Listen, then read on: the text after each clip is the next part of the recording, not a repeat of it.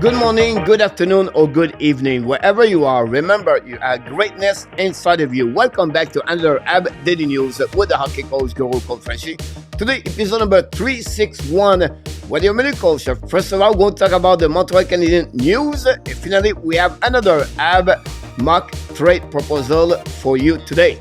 But before we start, we invite you, please don't forget to click on the like, subscribe to the Hockey Nation Show, and leave us a comment about this episode. And let's dive in talking about my first subject of the day. First subject of the day is about the HABS news. We want to talk about David Reinbacher. We know Reinbacher was drafted on the Montreal Canadiens 5th overall pick in 2023. For what we heard from the head coach, Claudin, where he played last season, there are only two destinations for Reinbacher for the upcoming season.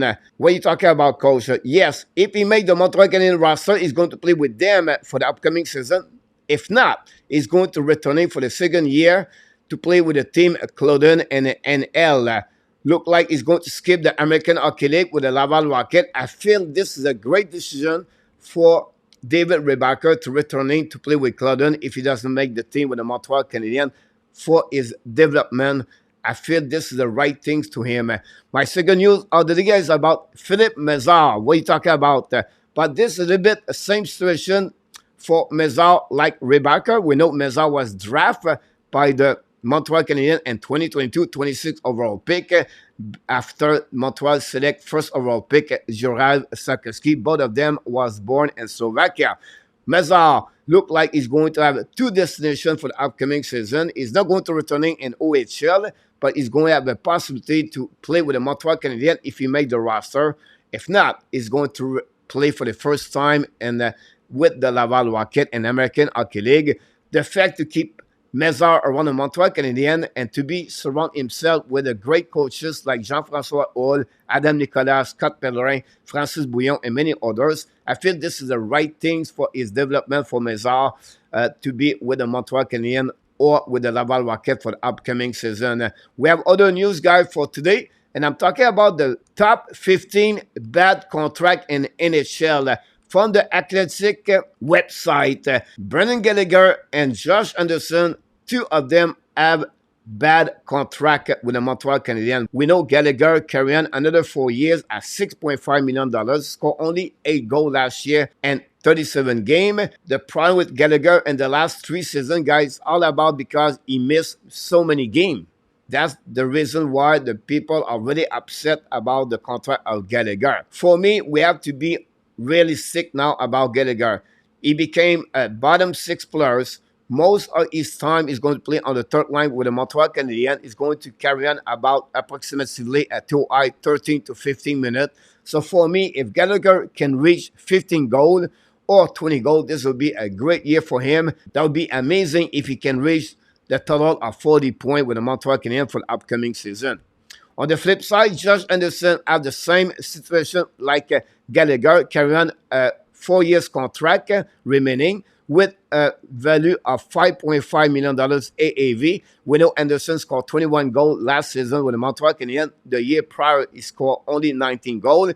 Obviously, since the season 2018 and 2019 with the Columbus Blue Jackets, where he scored 27 goals, he never reached that number after that. And that's something Montreal was expect a little bit more from Anderson when they gave him a contract of 6 years at $5.5 million.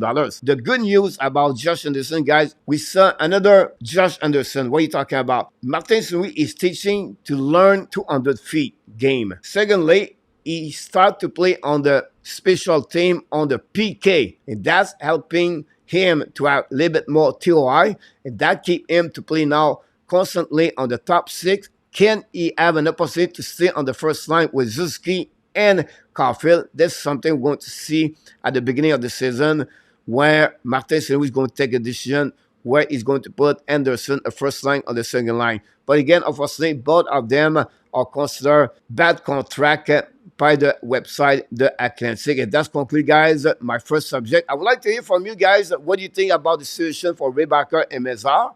And then what do you think about the bad contract for Josh Anderson and Brendan Gallagher? And let's move on, guys, for my second subject of the day. My second subject of the day, guys, about the HABS mock trade proposal. Today, we want to talk about the goaltender of the Calgary Flame, Daniel Vladar. Vladar was drafted by the Boston Bruins in 2015, 75 overall pick. In the last 2 years, he played with the Calgary Flame. Last year, he started 27 games with the team with a record of 14-6-0, goal against average of 2.87, and a save percentage of .896. Now, the problem with him is he's already 25 years old, going to turn 26 years old. He carrying a contract of $2.2 million. This is the final year contract for him with the Flame. Now, what I'm thinking, guys, is we know the situation with who? The Montreal Canadiens. It's about Caden Primo.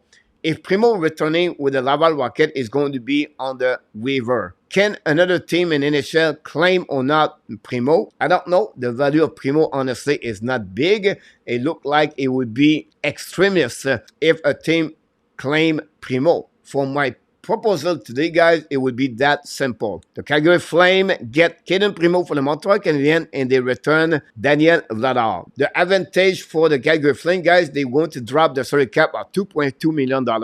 For the Montreal Canadiens, the fact like they get Vladar, but they get a goaltender with more experience, they could send him in Laval Rocket at $2.2 million, guys. Nobody is going to claim him at that amount. Thirdly, that would give little bit more experienced goaltender for the Laval Rocket. And if ever one day Jake Allen or Samuel Montembeault does not performing very well, or one of them get hurt, we have a very good, solid goaltender, Daniel Vladar. He played over 55 games in NHL with the Boston Bruins and the Calgary Flame. I feel this could be a good trade for both teams, and maybe the fact they're going to change the scenery for both players, I think that would be more benefit for both of them. Would be interesting if Montreal could do that trade or not. For me, I would like to ask this question, guys. What do you think about my proposal? Do you think it's a good trade for the Montreal Canadiens, or you feel like it's not necessary to trade Primo for Vladar?